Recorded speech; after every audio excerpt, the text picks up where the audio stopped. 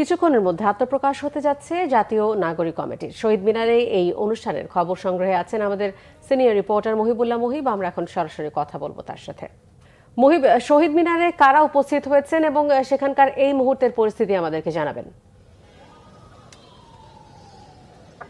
আপনি নিশ্চয়ই জানেন যে একটি নতুন প্ল্যাটফর্ম ঘোষণা হতে যাচ্ছে জাতীয় নাগরিক কমিটি।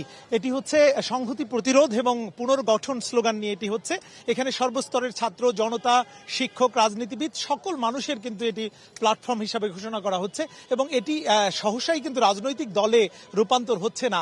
আমরা এই সংগঠনটি সম্পর্কে বিস্তারিত জানার চেষ্টা করব ঢাকা বিশ্ববিদ্যালয়ের একজন সাবেক শিক্ষার্থী, 2018 সালের কোটা আন্দোলনের একজন সম্মুখ সারির যোদ্ধা মশিউর রহমানের কাছে। মশিউর রহমান, আসলে এই যে জাতীয় নাগরিক কমিটি, এটির লক্ষ্য এবং উদ্দেশ্য কি? আজকে কি ধরনের আপনারা বার্তা দিতে যাচ্ছেন? আসলে আমি আপনাকে যদি এখানে যে স্লোগানটা আছে সংহতি, প্রতিরোধ এবং পুনর্গঠন, মূলত এই তিনটা শব্দের মধ্যেই আসলে এই সংগঠনটার ভবিষ্যৎ কি হতে যাচ্ছে আসলে অন্তর্নিহিত রয়েছে।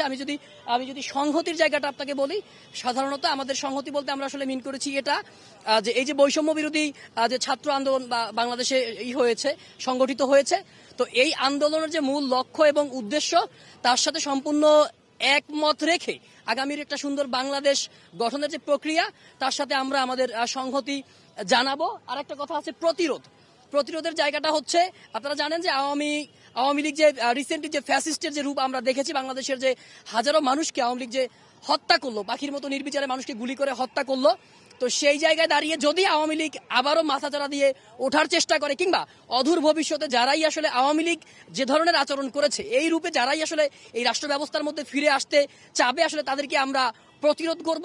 এবং পুনর্গঠন বলতে আমরা আসলে এটাই মিন করি যে 1971-এ আমাদের এই যে বাংলাদেশ যে আসলে যে লক্ষ্য এবং উদ্দেশ্য নিয়ে আমরা আসলে যে মুক্তিযুদ্ধ করেছিলাম লাখো শহীদের জীবনের বিনিময়, কিন্তু সেই কাঙ্ক্ষিত বাংলাদেশ আমরা এখনো পাইনি। এখন পর্যন্ত আসলে আমরা জাতিগতভাবে আমরা এখনো আসলে কেউ স্বাধীনতার পক্ষ শক্তি, কেউ বিপক্ষ শক্তি, কেউ ইসলামিস্ট, কেউ হচ্ছে আপনার সেকুলার, কেউ ডান, কেউ বাম, আসলে এই প্রশ্নের মধ্যে আমরা এখনো ঘুরপাক খাচ্ছি। এটা নেতৃত্বে কারা আছে?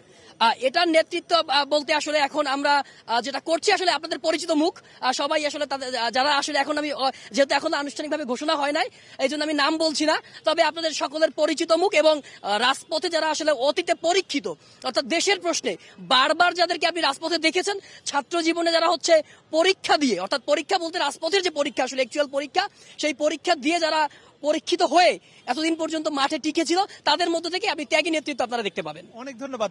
তো এই ছিল আমার কাছে কেন্দ্রীয় শহীদ মিনারের যেই নতুন সংগঠনের আত্মপ্রকাশের সার্বিক পরিস্থিতির তথ্য। মহিবুল্লাহ মহিব জানাচ্ছিলেন শহীদ মিনার থেকে।